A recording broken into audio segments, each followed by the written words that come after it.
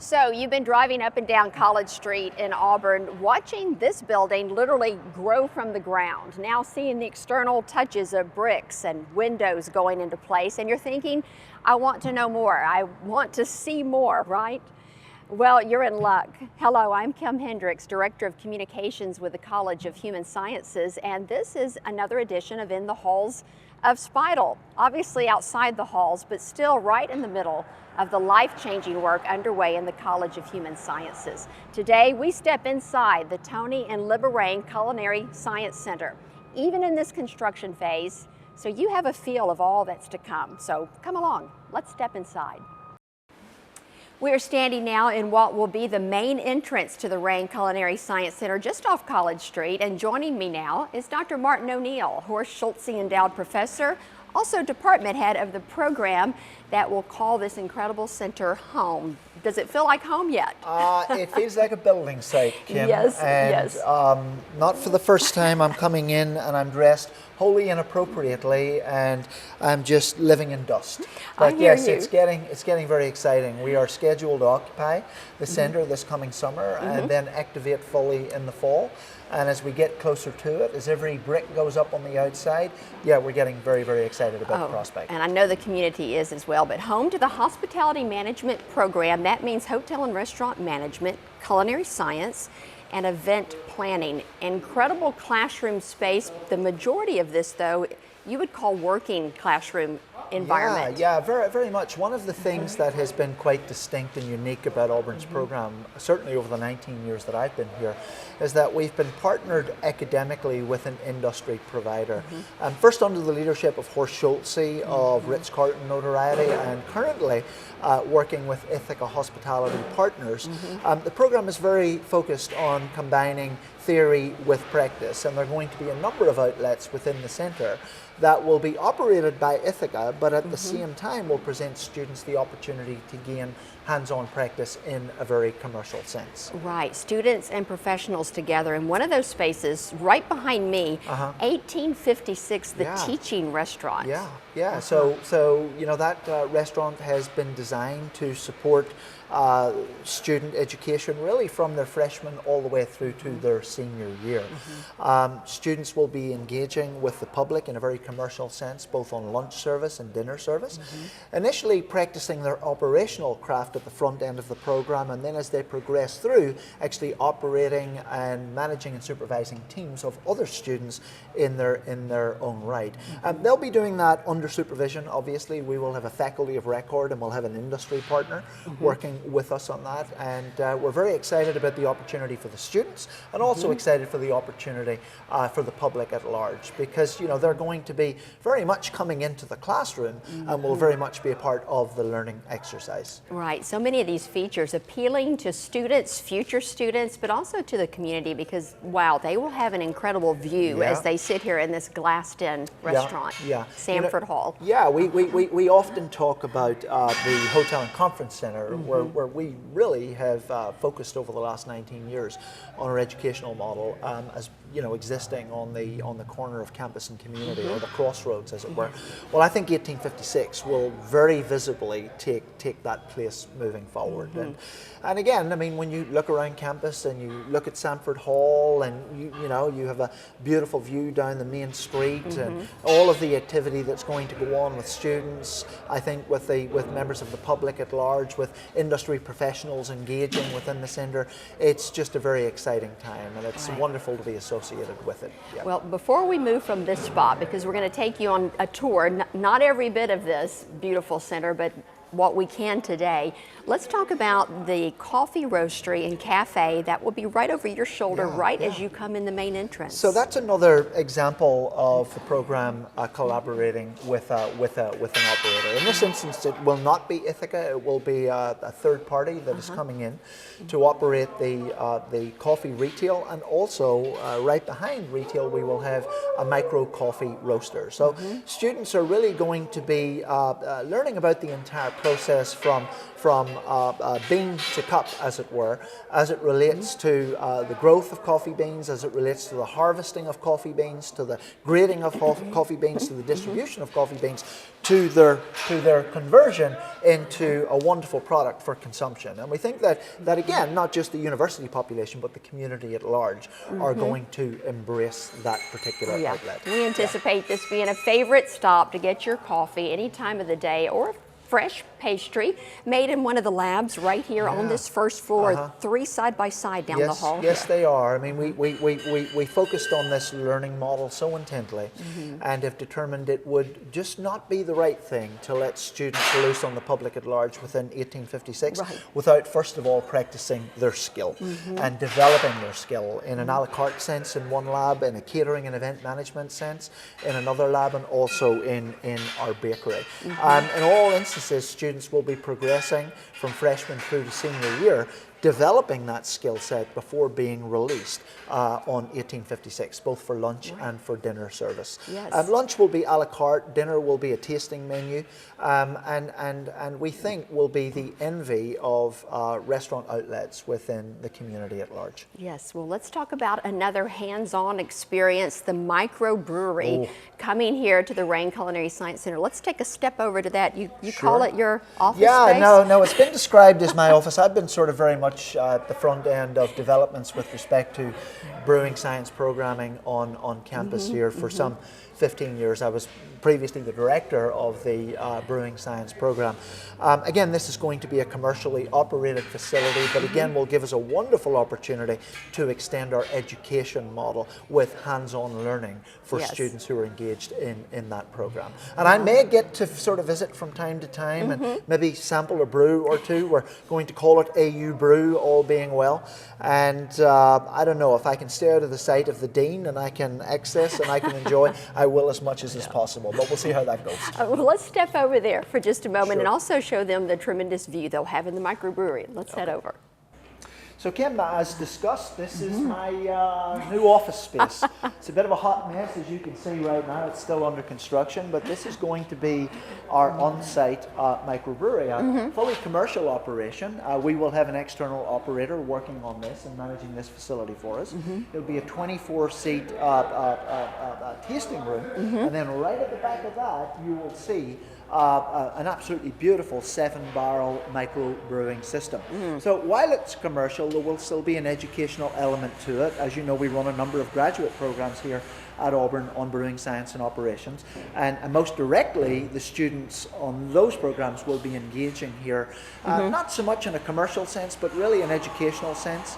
And then also at the undergraduate level, students, while they don't have a brewing course per se on the program, will nonetheless be learning about the brewing process. Everything from engineering through to agriculture, through to science, and also the business aspect of what we're going to do within the space here. So again, very excited about it. And what's wonderful is when you look right out front here, we have our what will be very highly trafficked and highly activated green space. We see a lot of community engagement on that green space on weekends and evenings, movie nights, food markets, farmers markets, all sorts of things on weekends and holidays. And then right off to the left of that will be Auburn's first food hall. And there we're offering up an array of very artisanal, very differential food concepts for the student population, faculty population, and the community at large. So we see this being a very busy space, a very highly trafficked space, and offering up a lot of what we will consider to be fun for the community at large. Exactly, another spot to hang out. Also, there'll be one slot there, the incubator space, for a hospitality graduate student to try their hand at a product, a dish that they've brought So we get together. a lot of very entrepreneurially minded students who have decided that further education and or working for the man, as it were, is not for them. So what they've decided to do is go into business in their own right, and many over the years have been very, very successful at that. What we're now going to do is tap into that by providing this entrepreneurial business incubation space for them to proof their concept, test their concept before going out to market. Absolutely. So again, there's a lot of interest in that facility or in that space amongst the current student group, and with faculty supervision and the right faculty supervision, we're hoping that we'll have a lot of success stories to tell into the future. That's right. So this is all level 1 that we've been talking about so far. Let's go up to the 2nd floor and more incredible lab space that will also be used for community weekend experiences. So let's head upstairs now. Okay, let's do it. So Kim, this is probably one of the more, for me personally, more exciting rooms, laboratories within the centre.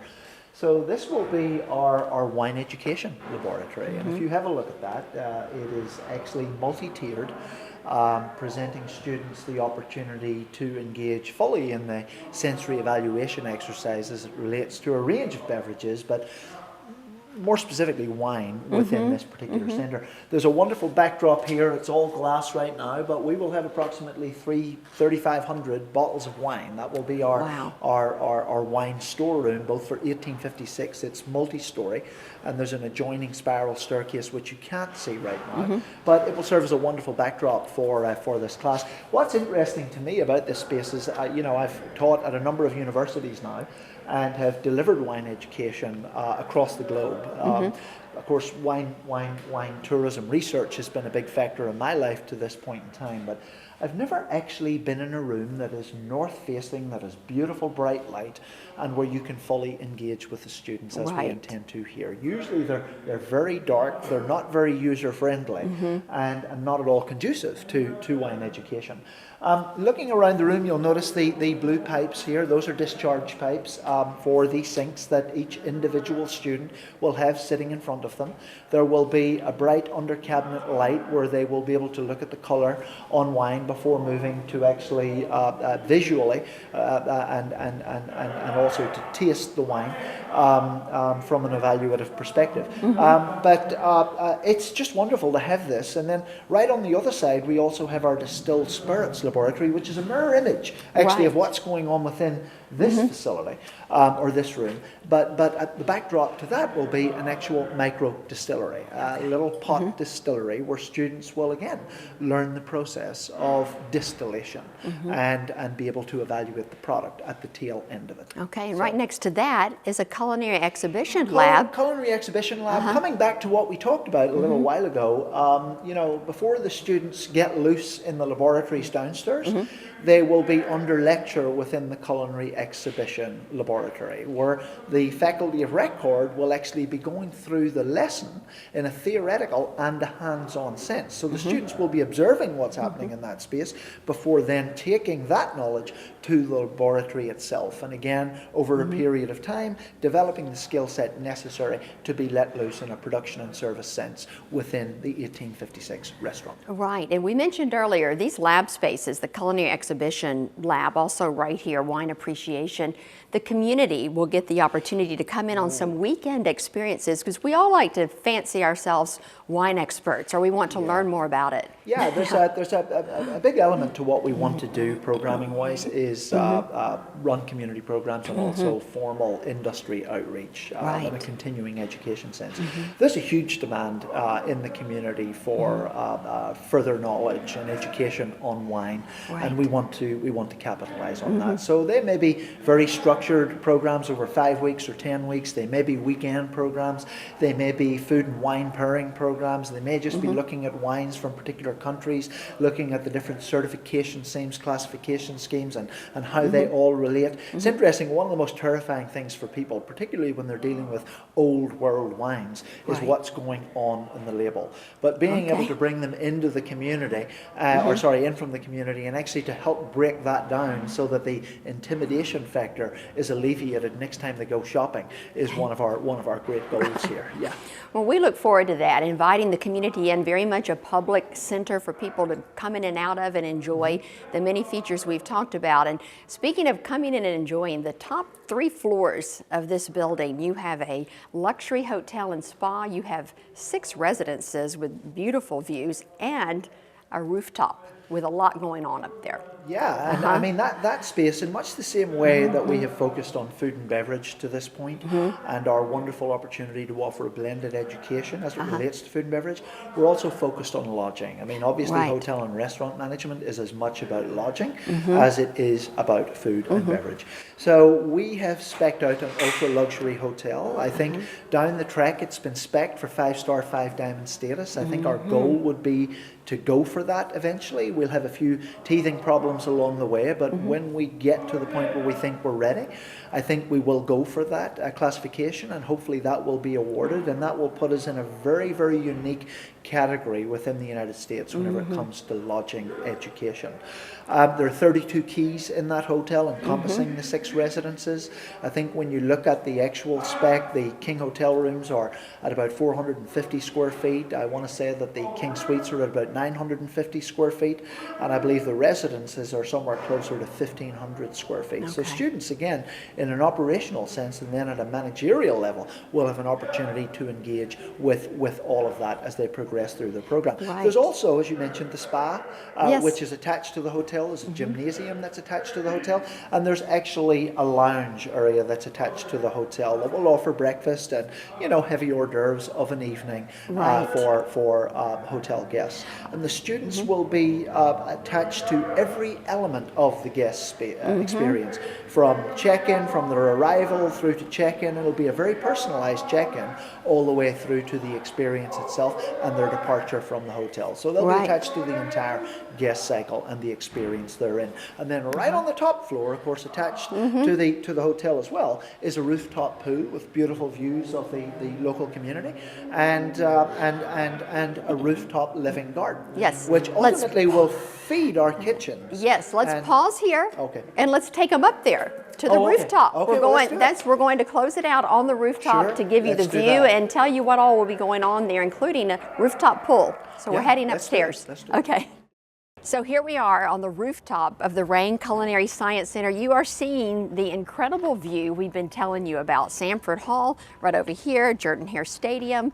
This is going to be a favorite gathering spot, isn't it? Yeah, for sure. And sometimes I come up here, I have to pinch myself actually. I'm sure. Because in this one little area of the centre, we're supporting absolutely everything we do programmatically. I mean, from a food and beverage perspective, we're focused on sustainable agriculture. You know, we've got a wonderful partnership with the Department of Horticulture over in the College of Ag, and they're going to be working with us to manage these gardens, everything from planting all the way through to cultivation, and then our students are taking it to the next level in the cycle, which is production within the kitchen. So the gardens are actually feeding the food production kitchens and the teaching restaurant downstairs, 1856.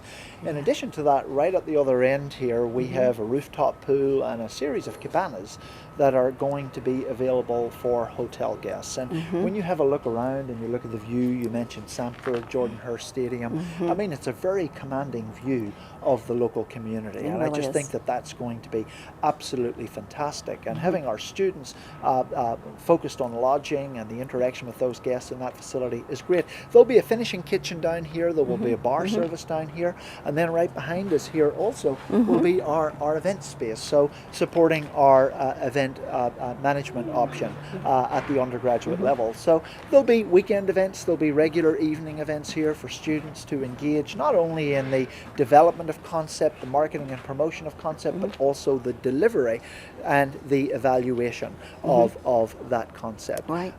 So it's just, again, it's wonderful. And backing onto that again will be another finishing kitchen and will be another full bar service for all of those that participate in whatever the event might be. Exactly. And the community will be welcome here as well for social events, Goodness, small yes. social events. We're standing right in the middle of the new gazebo as well.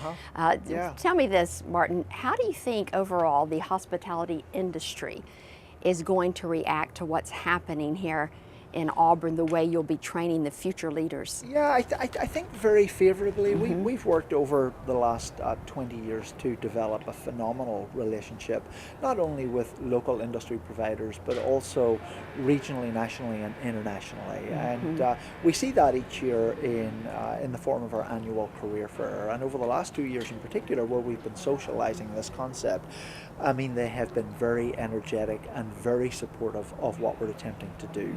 One of the well-known facts about Auburn's program is we don't struggle to place students. I think moving forward, competition for those students based upon the educational experience they're going to get at this centre is going to be absolutely phenomenal. So I think we're going to continue to work well with them. I think they're going to be looking at us for what I often talk about and refer to as a very differential standard of hospitality education, and when you've walked the length and breadth of this centre, you can see why that is going to be the case.